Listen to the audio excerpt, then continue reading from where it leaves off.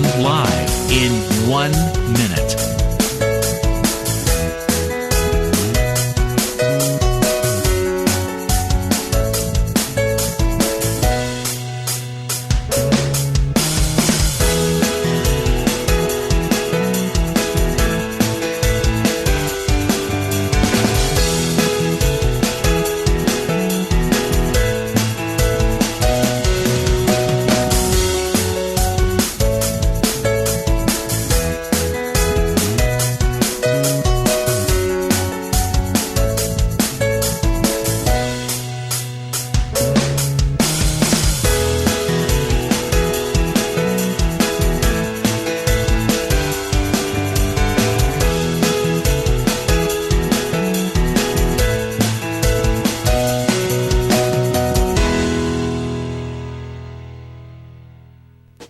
Welcome to Lynn Cullen Live at pghcitypaper.com. Email your questions and comments to Lynn at pghcitypaper.com. Hello, hello, hello. Jeez, cutting it really close today. How you doing? Jeez, people were driving out there today like it was snow instead of rain. A lot of timidity, a lot of unnecessary timidity. And I come in here just 2 minutes ago, and Celine's got purple hair. Jeez, I'll tell you. And my sister's in Green Bay, and she should be on the phone. Suze? Yes? Celine's hair is purple. A nice purple. You know how some... lilac. You know how... I like lilac. And it really looks good on her. Isn't that nice? Because I think that a lot of these colors don't look nice on people. Yes. Sometimes you see somebody and you think, whoa, wow, what were you thinking? Right. Yeah. Not. This is really lovely. You know what it looks like? It looks almost gray. And what I've been told is that young women are dyeing their hair to look like mine. Gray. Yeah. That's a hot thing. Yeah, yeah. To be young and gray. That purple color, what's her name? Ozzy Osbourne's daughter, Kelly Osbourne, Does she have it? For a long time, and it looked pretty. I mean, she managed to make it look like a hair color. Yeah, it does on Celine, too. Yeah. You don't want to come over here and let people see you, do you? Here she comes. But I'm going to rep the person who did it for me. Okay, go ahead. There. Okay, so get on. So her name is Gina D'Amito.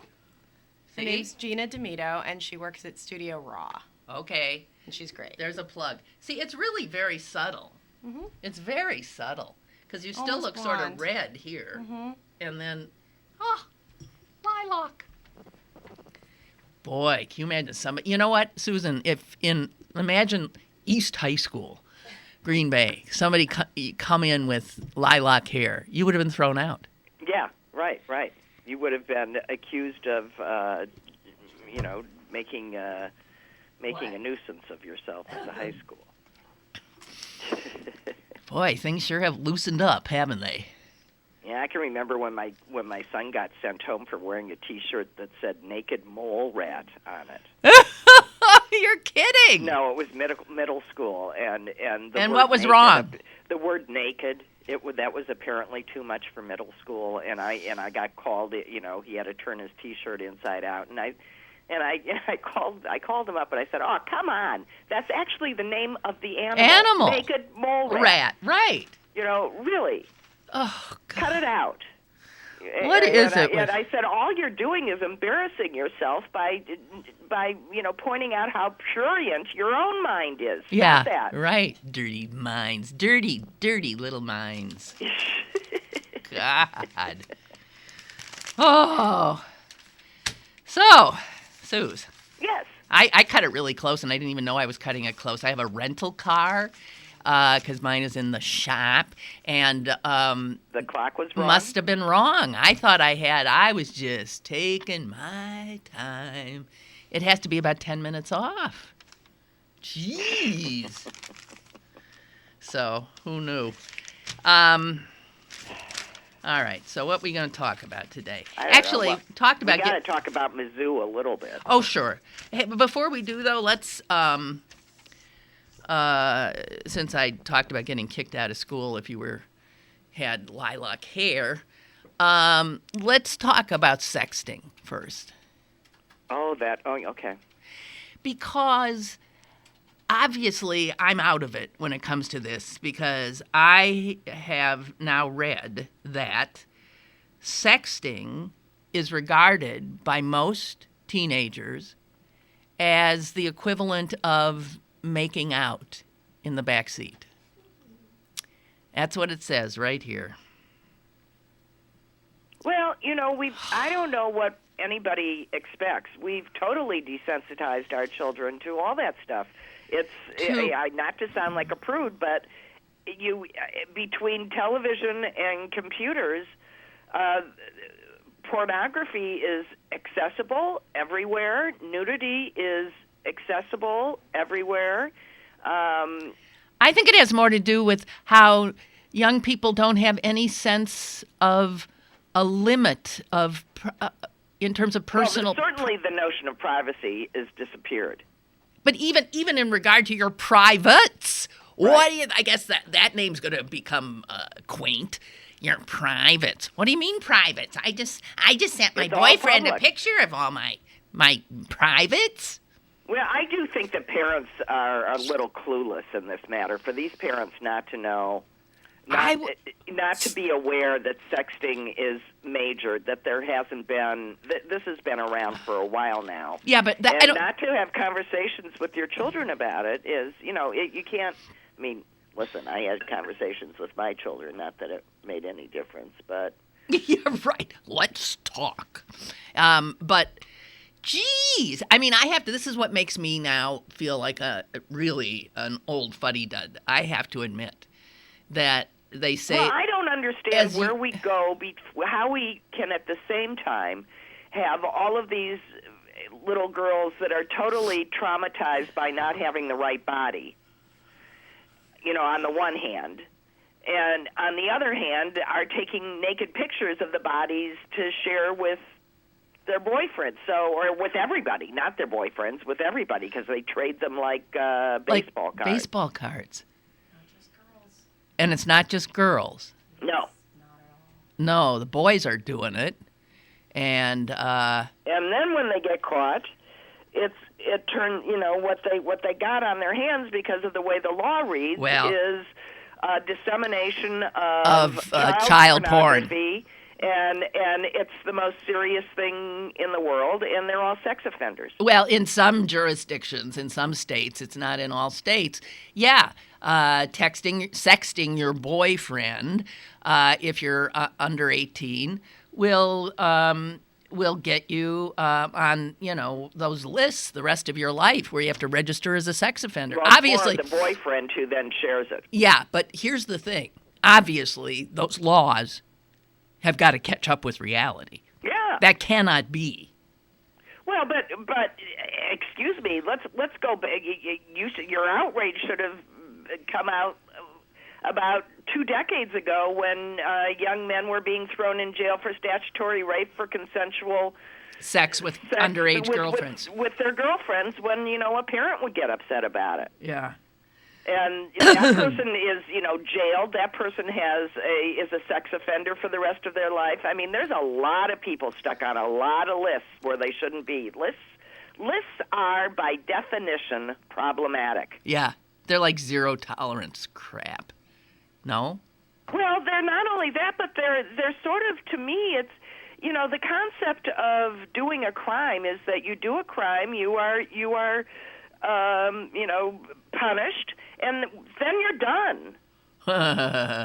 Well, as I pointed out, not in this country. Yeah, we don't let anybody ever be done. Yeah, it's when you start with these lists and things. Yeah. It used to be that the only people that didn't pertain to were people that were not guilty by reason of insanity, and you could lock them up for the rest of their lives if you felt like it. But now there are people that serve their sentences and then are still sex offenders that are still held.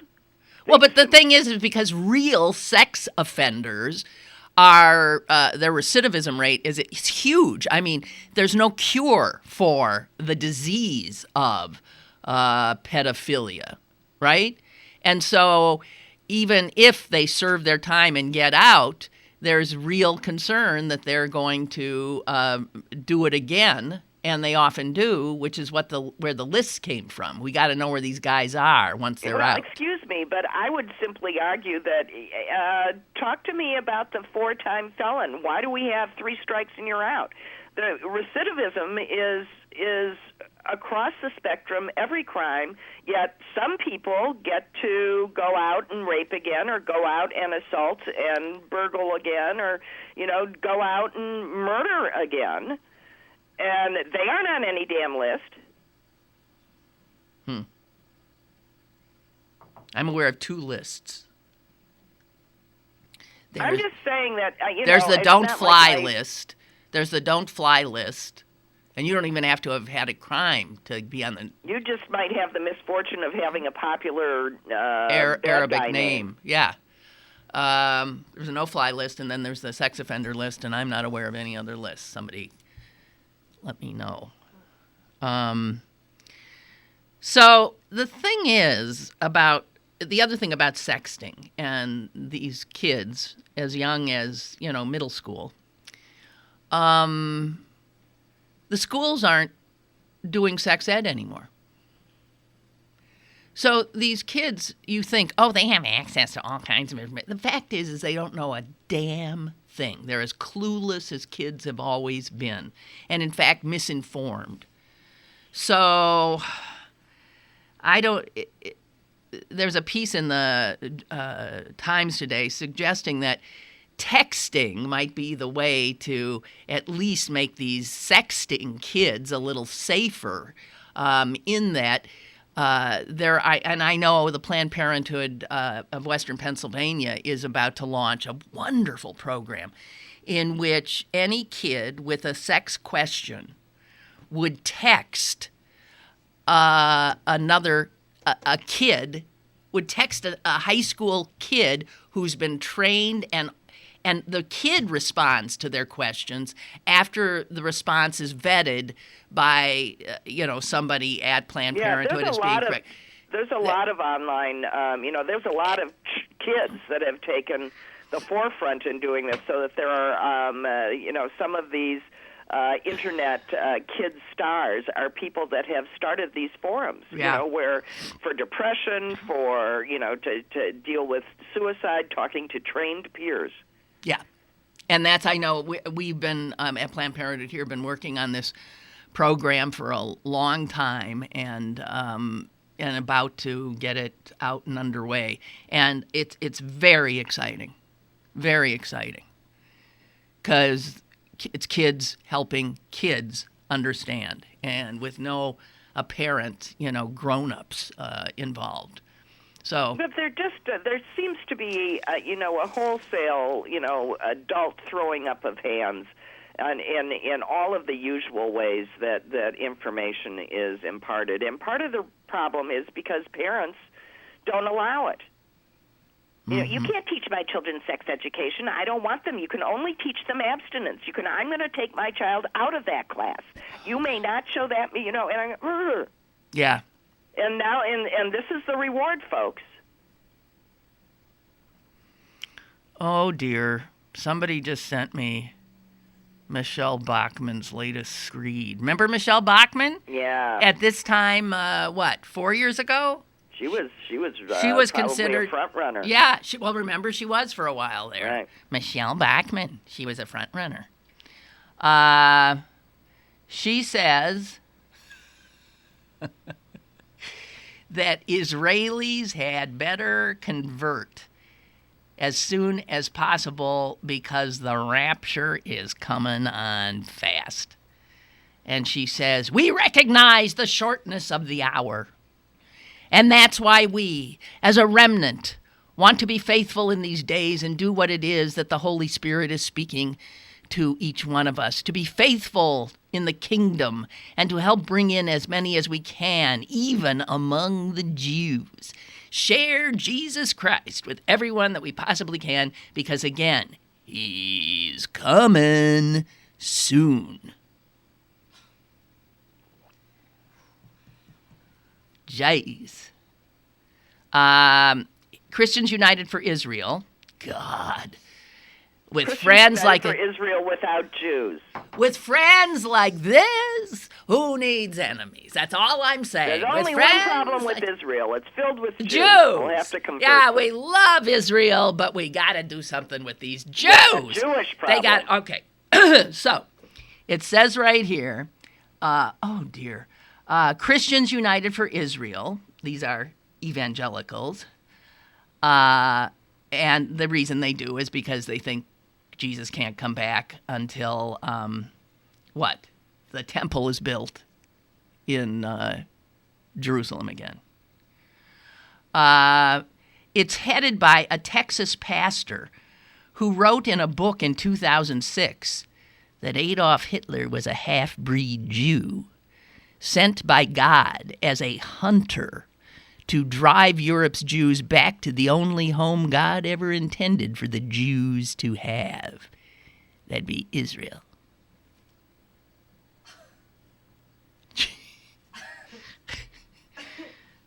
Oh, God.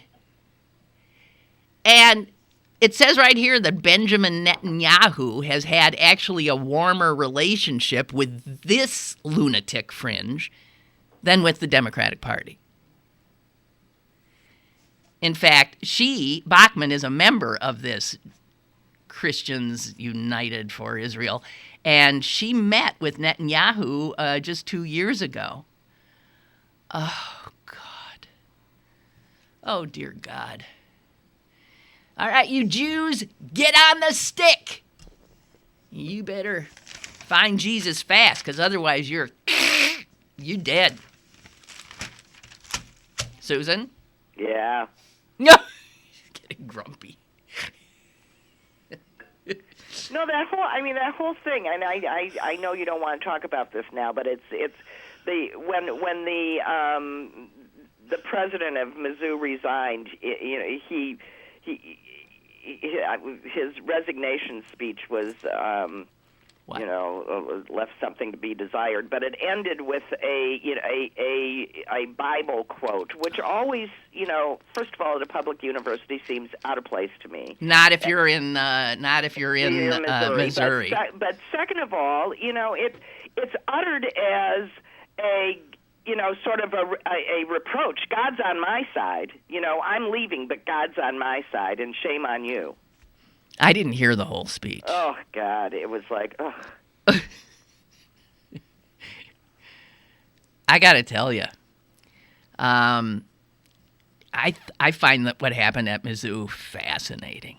Just totally fascinating. And you know what? On so many levels. The power of football. Whoa! The power of, what it is. The power, Susan. The only color that mattered was not black and not white. It was green. That's right. The color of money. That's right. And so all you had to do is read, the players are saying they won't play Saturday. This will mean well over $1 million that Mizzou will be out. Then you see the president makes, I forget what, $650,000 a year. Right. And then you see the football coach makes $4 million a year. Yep. And that's no different at Pitt. The football coach is always the highest paid administrator. It's so far and away the highest paid. So once you add up, the clout, the money was all on the football side. And this is a deal that our universities have made. This is an environment that they have created and nurtured. And wow, turns out the players now know they have amazing power. Well, amazing power. Well, the interesting thing is that, at least according to the football coach, the reason they all signed on was because, and the reason the players did this is because they were terrified for the hunger-striking graduate student. They were terrified. They thought he was going to die. They did think he was going to die, and that he was determined to stick with it. Right. And that, whatever. I mean, the circumstances here were, unique. And, but everybody now knows about this power. Yeah. that a university you can bring it to its knees. Yep. By crippling... in 3 days. Yeah. You know what? It's even like, who said, Joe Nacero, who wrote his last column on the op-ed page for the New York Times last week, and to move over to sports, wrote his first sports story today, and his opening line was, "Well, that was fast." And it turns out, Susan, he says, he does the timeline of when things started happening and that led to this. But months and months and months. And then as soon as the ball players got involved, 36 hours. Right. It was gone. Day and a half. They said the minute you did the math, you knew that Mizzou president was a dead man walking. Right, and they got the chancellor out 20 seconds later. Yeah, then the chancellor gets taken down. Jeez. My concern is I hope the kids now go, don't. Well, they're causing doing some things that I think not are great. inappropriate, like with the media. Right. Yes. I mean, I'm already aggravated that someone's holding a sign saying "No media with its twisted," blah, blah, blah, blah, blah, and then this is a safe place. Yes, a media safe zone. Right. Okay. So here's the problem. Now that they feel the power, it could be that they will, go too far, abuse it, or it's too bad. But I'll tell you what, there's more education going on outside the classrooms at Mizzou right now, right, than ever happened in their classrooms. Right. I mean, real life lessons, real sense of how things work. And a lot of what was behind this as well, it was more than the hunger strike. There were other groups on campus that were just furious at this administration, including the guys who handle most of the teaching, the adjunct professors, who were making next to nothing, as they do on campus after campus. And this new president, Mizzou president, took their health benefits away.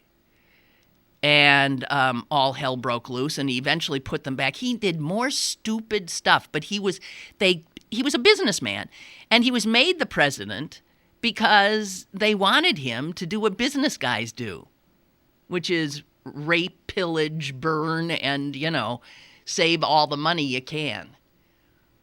And turns out he didn't realize where the money was and where it had to be protected. And Nacero says this, and I agree. One has to wonder what athletes at other universities are thinking now that they've seen a football team take down a university president and chancellor in 36 hours. I called it a coup, an attempted coup yesterday before he resigned, and that's exactly what it was. It was an absolute bloodless, brilliant coup d'etat, but it would not have happened if it's the players who did it. Because they threatened that supply of money that now has a stranglehold over almost every university. Especially a university like Mizzou that's in one of these, crack conferences, right? Oh, God. Interesting stuff. Okay. All right. Yeah, the New York Times called it a coup, too. An extraordinary coup. And the thing is, Planned Parenthood, of course, was mixed up in it, too. Planned Parenthood always seems to be there. Because this same jerk, president, when he came in, had severed ties that Mizzou had forever, the medical school there, and Planned Parenthood, and severed the ties. Unbelievable. What is it with these people that they don't understand that what Planned Parenthood does is prevent more abortions than any other organization in this country? Why don't they understand that? You don't like abortion, and then you try to get rid of Planned Parenthood? What do you think they call it Planned Parenthood for? The whole mission is to prevent unwanted pregnancies. Idiots! Cutting off your nose is to spite your faces. That's what you're doing. Suze! Suze! I could tell she was being incredibly quiet. Susan? She's not there. We don't know where she went. All right. Geez, the sexting thing is just fascinating to me. Boy, am I glad I'm not a kid today. What a confusing time to be a kid. Huh. Okay, we'll try to switch you over. Okay, what happened? Susan? Suze? Susan? Suze? Shit. How about now? Susan? Eh? All right. Okay. Man, what a crack operation this is. Okay. Listen to this. I'm just going to... I hadn't heard this, but I love this story. An African-American guy is seeking political asylum in Canada. An American who's black, a black male, is seeking asylum in Canada on the grounds that his life as a black male is in jeopardy in the United States. I find that's a fascinating case. I wonder if the Canadians will give it to him. He's 30 years old. He says that cops have frequently stopped him, harassed him for minor things, and he says he feels that he's like almost hunted by the cops. Obviously, we've got a issue. Okay, that's working. Hello? Hello? Can you hear me? Yeah. Can you hear Okay. me? Yep. What the hell happened? I don't know. You were in the middle of a sentence and it just disappeared. Yeah. 'Cause I we wanted didn't- to know if there's a problem, but we're back now. Okay. You just disappeared in the middle of a sentence. It's Are you weird there because, now? yeah, I am. Okay. It's weird because Celine hadn't done anything on the board. I mean, we hadn't, there was no, it just banged, I right? know, and it just went to silence, and I was going, hello, can you hear me? Hello, can you hear me? And So then was just- I. And then I hung up, and the line was busy. I called back, the line was busy, so I don't know. That's weird. Well, whatever. I hope you stay for a while. I'll now. try and stay. Okay. Because I was saying all these brilliant things, and I was expecting you to jump in, and then I Oh, thought, no, well, what were you saying? Because I can't remember now. Well, we were Too just bad. talking about the safe place and the media, and then you were saying something, and then and let me tell you what else. I was getting a beep in, and when I hung up, the beep in was still there, and guess who it was? Are you there? George Okay. George Romney? Who? No. Jesus? He's a current candidate for office. It was what's his name? Feingold. No, it was Dr. Ben Carson. Oh dear God. Dr. Ben Carson was robocalling Mom? Yeah. Ugh. Are you going to watch the debate tonight? I don't know. I'm tired of being so richly entertained.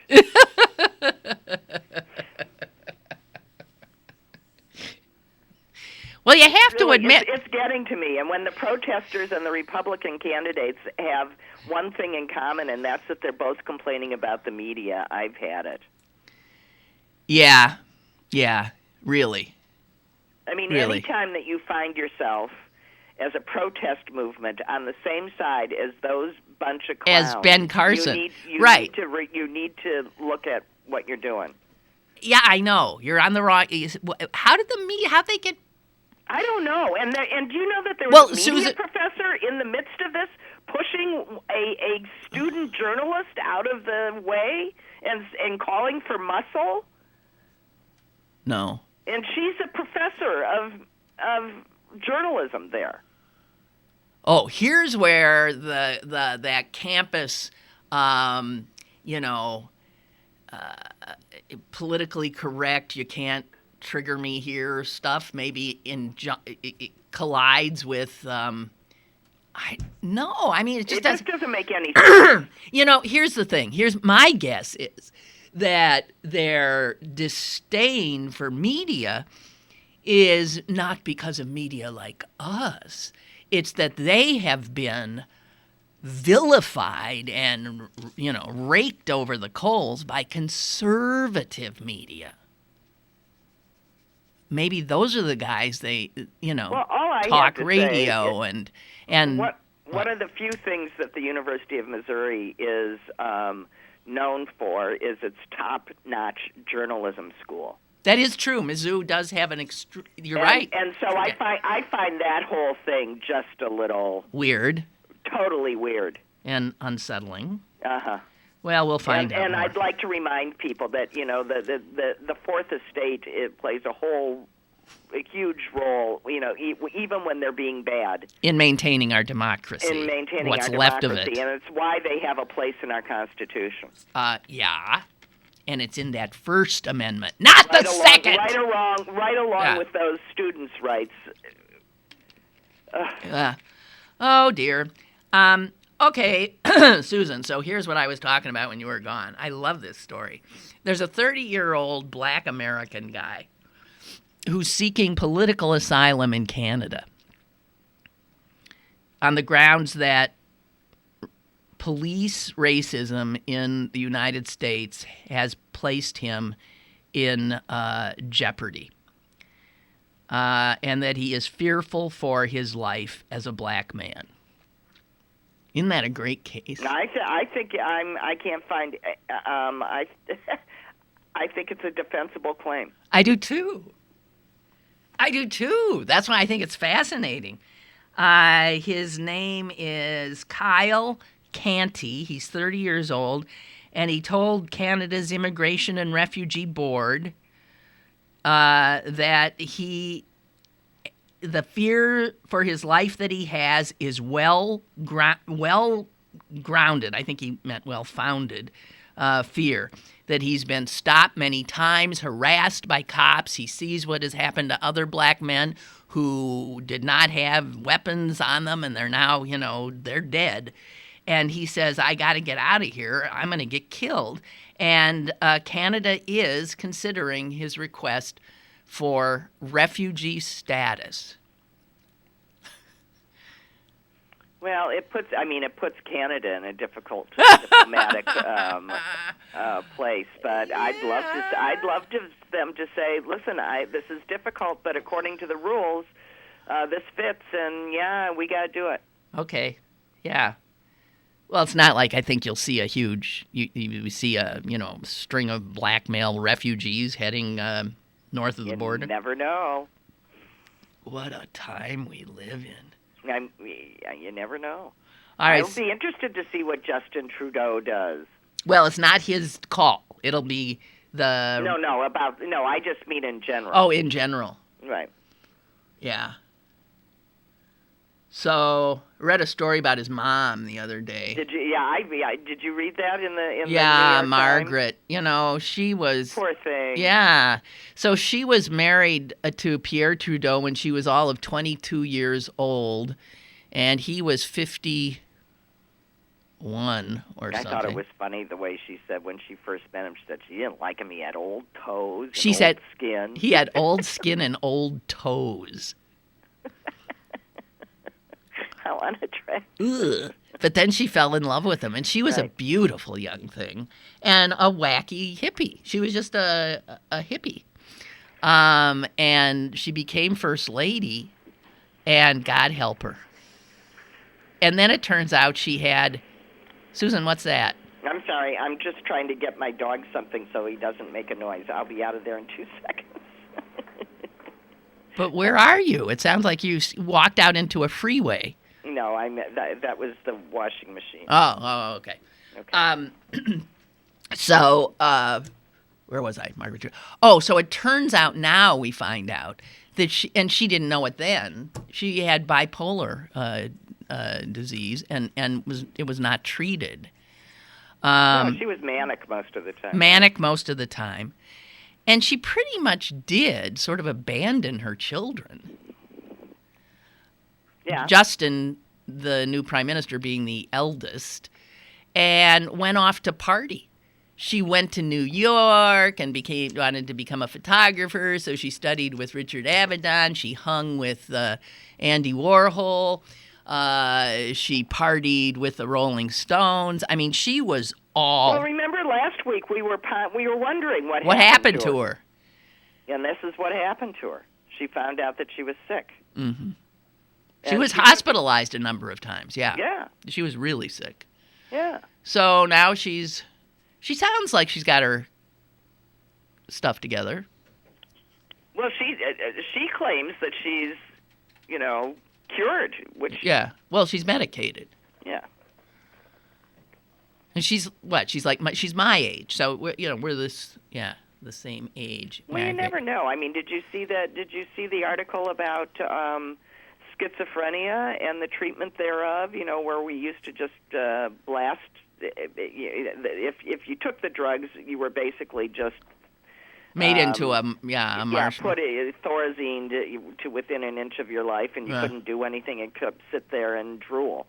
Right. And now they're figuring out, guess what? If you have the guts to confront the issue fast enough, you can do it through talk therapy? you can do it with about a third the amount of actual medication. Oh, great. And real intensive talk therapy, and they are talking cure. They're talking you don't lose your life. Wow. They're talking incredible. Normalcy. Wow. I mean, and I find that just sort of wonderful. Wonderful. Because that hits so many wonderful people and young people and young, just bright, creative takes 'em people down. right at the cusp of their lives. Right. Just takes them down. Oh, well, that's wonderful news. I searched the papers for wonderful news. I don't know why it ain't easy.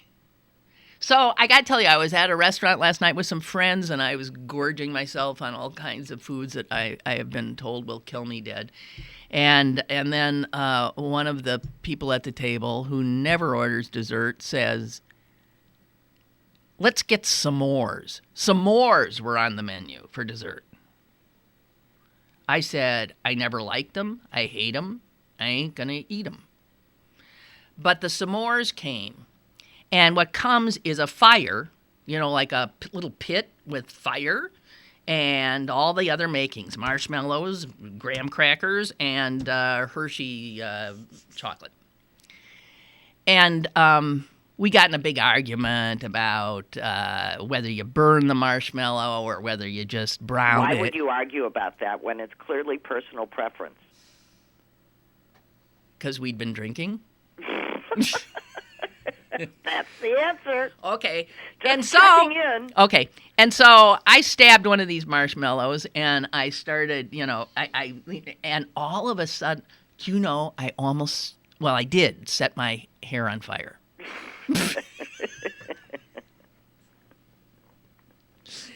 And I didn't even notice it, but my friend said, Started "Oh my God!" hitting It's like, and it's still sort of, there's ends that sort of, that burnt hair smell. Uh-huh. I didn't really smell it till I got back in my car, and I thought, oh man, I could have just gone up in flames there.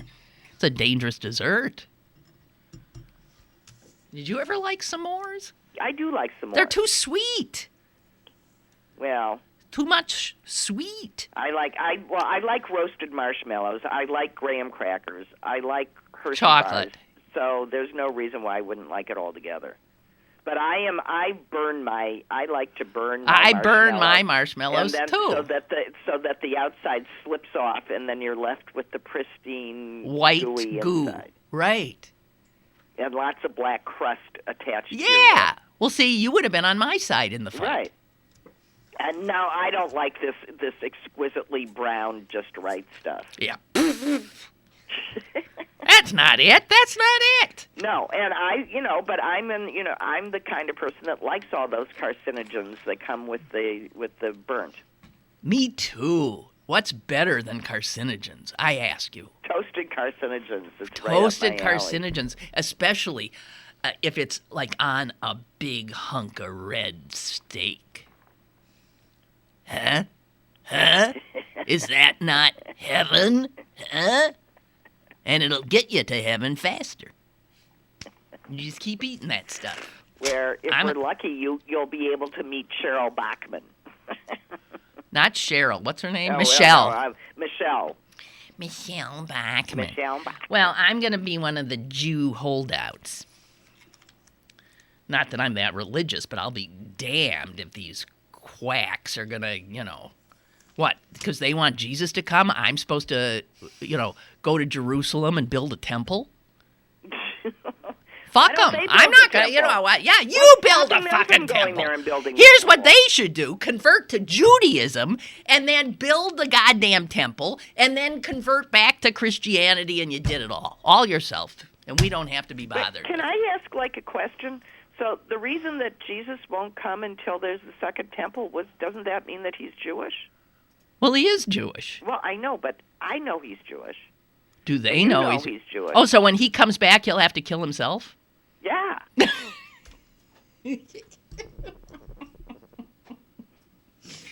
He won't get taken up in the rapture because he's a Jew. This has always been sort of a faulty... Well, they don't think he's a Jew anymore because he created a new church. He lived a Jew. He didn't create that church. Right, so he did. I don't know when he stops becoming a Jew. That's true. The guys around him created a church, but right. But he hadn't. They might not have been Jews anymore, but he was. That's right. Whoops. Why don't you... I never get why they forget that important fact. That he is the Jewish son of a Jewish father. Who's and his father? Jewish mother, which is Wait a minute. Whose father? Who's his father? The Father, the Son, and the Holy Ghost. They're all one. It's a miracle. Oh, I thought you meant Joseph. You're saying God is a Jew? Yeah, he was a Jewish God. He was the Jewish God.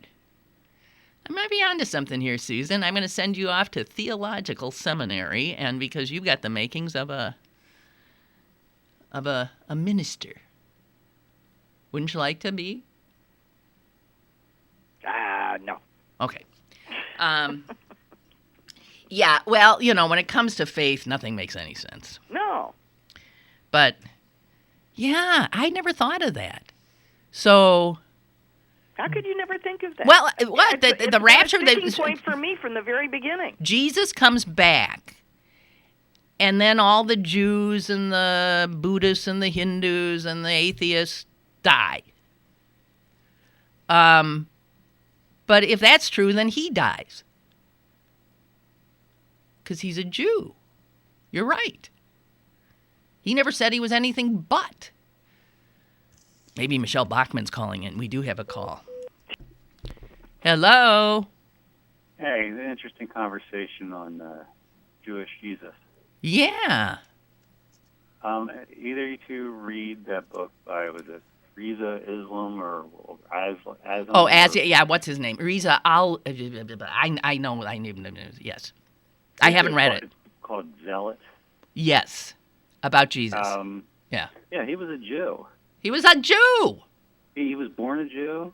He died and he died a Jew. Correct. And what Christianity has evolved to, according to this book, was a creation by Christians who didn't want to Mostly get killed by the Paul. Roman Empire, so because Judaism, being a Messiah with Judaism, made you you were charged with sedition and executed like all the other Messiahs before Jesus. And after the Romans came in Jerusalem and destroyed anything Jewish and Christian and killed anybody left over, they had to rethink how they're going to approach this Jesus thing, according to this book. Uh-huh. So And he was a Jew. I mean, he wasn't. He was king of the Jews, but he was king of the Jews of Jerusalem, not the universe. And it's a very interesting read. I've been told it is. And this author is by religion Muslim, is he not? It's the weirdest thing in the world. I mean, he does all this discrediting Christianity and the letters and you know how we know Jesus today, but he's a fucking Muslim. You know what he is a fucking academic, and that's his line. That he's a he. Wait. He's an ex what? Academic. His okay. His religion doesn't figure in here. It's just ironic, or it's a little sidebar. And by the way, the guy writing this book his religion is Muslim, but his expertise is Christianity and Judaism, I guess, or maybe even religion in general. But everybody, I think he makes a really good case. yeah, that's what is. But you know what the hell is he believing what he believes? I'm sorry, maybe I'm being a little insensitive here, but it's like, well, I don't know how religious a Muslim he is. I mean, I'm not a religious Jew, but I'm a Jew. I don't believe in all the story. I don't believe, in burning bushes and all the other stuff, and Red Seas parting and walls of Jericho and all that. I don't believe in the stories, and you are born into a religion. He was a convert from Christianity too. Are you sure? Are you sure of that? I'm pretty sure he was a diehard Christian in his teenage years, and I guess sometime in college. Well, see, it just shows it shows how much these jerks who've hijacked Islam have damaged that religion. That you can't imagine that somebody could be a Muslim and be what? Yeah, I mean, I thought his book was very interesting. I thought it laid out some really good points. And Jesus was an illiterate Jew who really didn't have any education. Just knew what he heard, but couldn't read anything. And apparently must have been a very galvanizing person. Oh, he must have been an amazing person. Must have been amazing. And he, I don't know. A true teacher, a true rabbi, or a prophet, as I think the Muslims think of him. Yeah, he was. He's radical. He was a radical. Right. Which isn't a bad thing. Not a bad thing at all. And he was a brave man. He was a rabbi. A teacher in Judaism is a rabbi. Yeah, but he wasn't anti-establishment. He was anti-establishment. There were no seminaries. There was none of that. Yeah, I don't know. But, he was a true very rabbi. Interesting that take on it, mm-hmm. and how the religion has evolved. And I guess and I didn't edit this, and I'm just making assumptions that the book is correct. That the New Testament is based on 27 letters, and 14 of those 27 letters are from Paul, who used to be Saul, who converted because white light and God came down and spoke to him. Oh, yeah. On the road to Tarsus. That's what the Catholic religion is really based off of. Yeah. And, well, Peter... Paul was constantly being admonished by the other apostles because what he was saying had nothing to do with Jesus' teaching. No, but Paul was a PR guy. Paul was he was like the equivalent of a madman. Like Mad Men. He was an advertising agent. So it was he really knew how to market, and he he's the one who started figuring out how to market some of what Jesus had said. And then he confabulated a lot of stuff, too. I don't know. Susan, are you still there? I am. Okay, I'm just asking. All right. Hey, call. What? But the base everything for the whole Catholic religion is based on that, which I think like all the other apostles would be appalled by it. But it was interesting. Okay, his name is Reza Aslan, Aslan, and Celine's got him up on her screen, and she's got a crush on him because he's Hey, like, you go into the world woman thing. Yeah, oh yes, of course. Okay, I'll see you there. Okay, toodle ooh.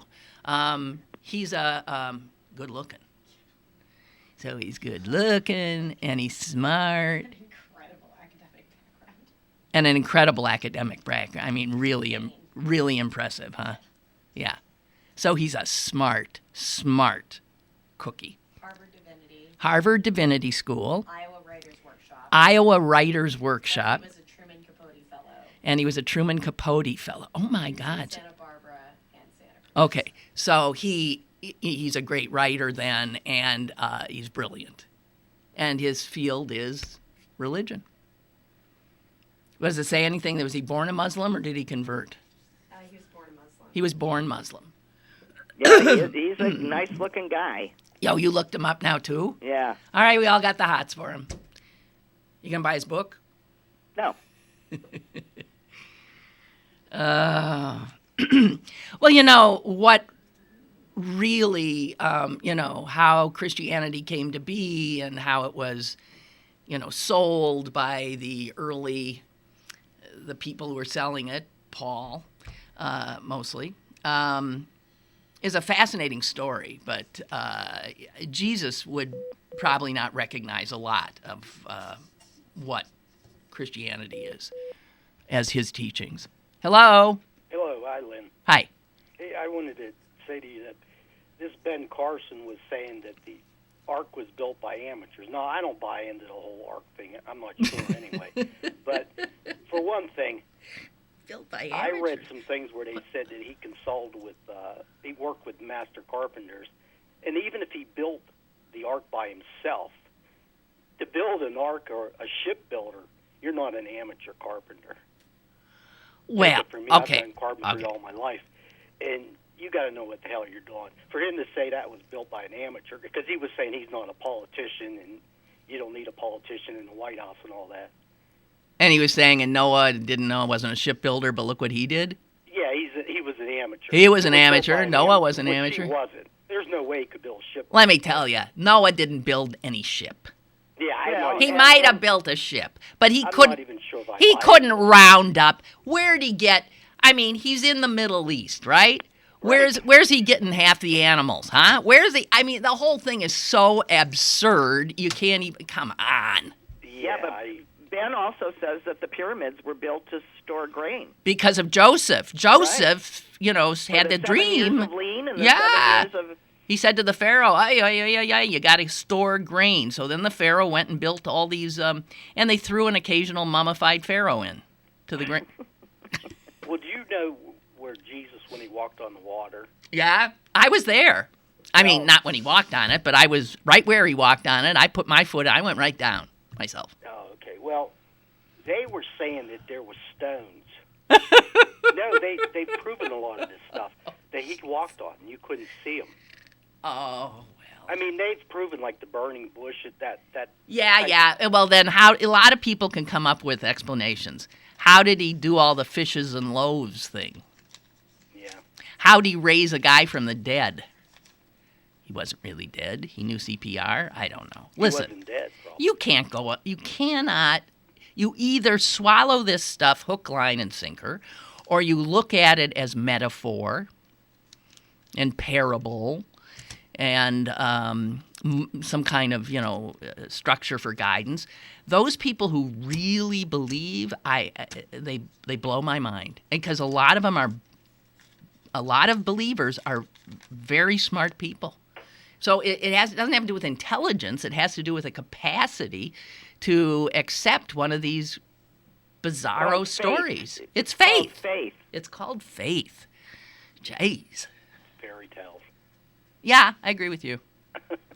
Bye. Okay, have a So, good yeah, day, everybody. you too. So the Bible should start as not in the beginning. It should start once upon a time.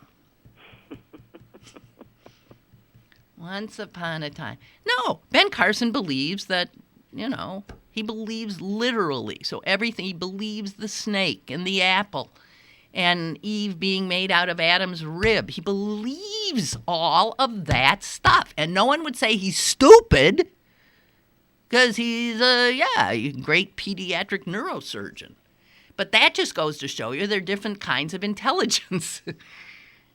Or, God, Susan, did you ever see some pictures of the inside of his house have emerged? Oh, yes. Yeah. Oh, Homage to Ben. Oh, my God. Guys, the He's wall. got a picture of him and Jesus. He does. I mean, on the stair, walking up the stairs and on the landing, there is this portrait, oil painting of Ben Carson, front and center, and behind him, Jesus. It's the man behind the throne. The man behind the throne, Jesus and Ben. And then there's portraits of him all over the place. All his stuff is all over the house. I mean, and then you've got wait, Celine, read that to us, because what's so odd is amidst all of these trophies and awards and pictures of him with Jesus and blah, blah, blah, there is a plaque which says which says this. By humility. No, I'm not hearing you. Number 3. There we go. Okay. By humility and the fear of the Lord are riches, honor, and life. Proverbs. Proverbs. Instead of P-O-V-E-R-B, yes. Proverbs is misspelled? It's Proverbs? 22:4.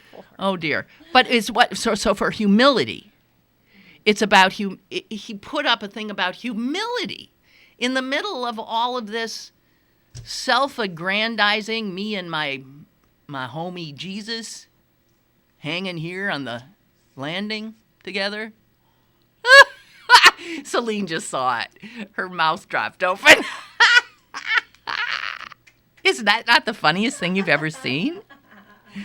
Jesus is standing behind him with his hand on his shoulder like, my buddy. Suze? Yeah, I know. Oh, It's okay, like, okay, I know. It's like a double selfie.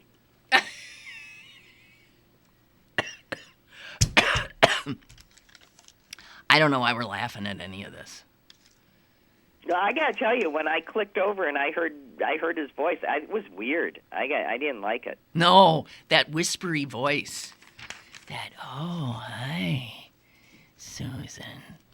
I still want to know why he isn't practicing medicine anymore. I'm wondering.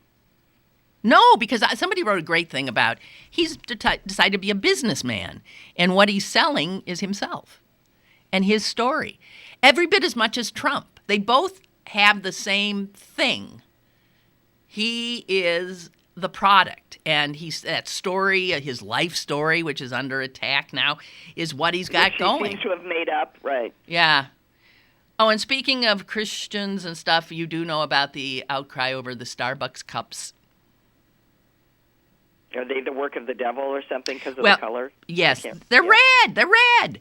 But last year they were red and had snowflakes and reindeer on them.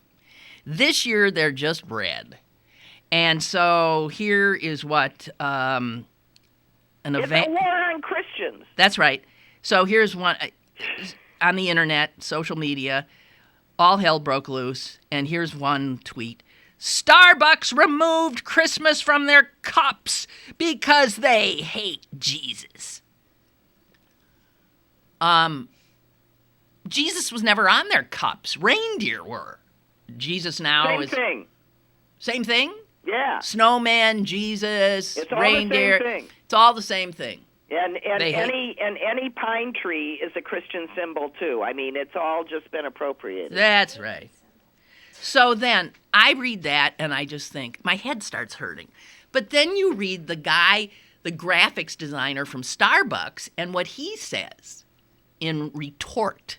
He says that the company wanted to usher in the holidays with a purity of design that welcomes all of our stories. And then he went on to say, Starbucks has become a place of sanctuary during the holidays. We're embracing the simplicity and the quietness of it. I'm going to barf. I am going to barf. Starbucks war on Christmas, they hate Jesus, or Starbucks as a place of sanctuary because your cups are red with no reindeer on them.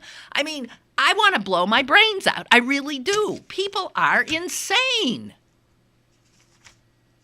Shit.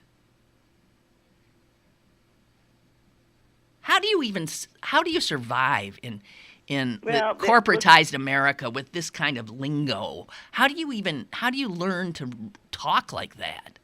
How do you? But that is how people. That's modern discourse. That's Starbucks has become a place of sanctuary during the. Right. It's what a the? It's a safe place. Ah! Oh God! I don't think there's that. For me, there's no safe places anymore. I find this world, this culture, so insane. I can't. I love this. Since 2014, at least 10 Americans have been shot by dogs. My guess is they totally deserved it. Well, it would have something to do with not securing your guns. That's right. So they totally deserved it. Last one was a woman who left her loaded shotgun on the ground and her dog stood on it. Right. He didn't kill her, he just blasted her left foot off. Guess what her dog's name was? I can't. Trigger. But, it makes total sense. My dog is constantly turning the TV on, turning the TV off, changing the channel. Yeah, my cat's changing. He just walks across it. Yeah, that's it. That's right. My cat set the alarm. All of a sudden at 3 a.m., I'm awakened by some blasting of some horrible station. Because I finally figured out they have to tip the whole thing back at night so that they can't do it. I think we're out of time, Sue. We are. We're 2 minutes over. You're driving back to Chicago? I'm going to hang up, load the car, and get out of here. Okay. Well, safe travels. Thank you. Give Mom a kiss. I will. I do have to tell you that my dog jumped up on, first of all, Mother called my dog our dog. And she's appropriating Ernie? And he jumped up on her bed last night and stood on top of her. Looked down at her and was attacking her face, and she was laughing. Wow. Which, of course, brings up the memory that we all have where our aunt from California, Aunt Dorothy, was visiting, and she was sleeping in my bed, right? And our poor dog at the time, Frisky, who was also a hound. Who was a hound as well. A smaller version of my dog. Yeah, came glumping up the stairs, dove into the bedroom and jumped on my bed, expecting me. The scream that resulted was a double scream. It was Dorothy screaming, but it was also Frisky. The dog screamed too. I remember that and went running for his life. Oh, man! He almost had a heart attack. Jeez. Okay, now it's 10:03. Bye. Bye, Suze. Bye. Bye. All right, you guys, so that's that. And I'll be here tomorrow. I hope you will, too. I'm going to watch the damn debate. Although I'll probably drink. And eat s'mores and... No, I won't. All right. I'm out of here. Purple hair. Purple hair. Purple hair around my face. Purple hair.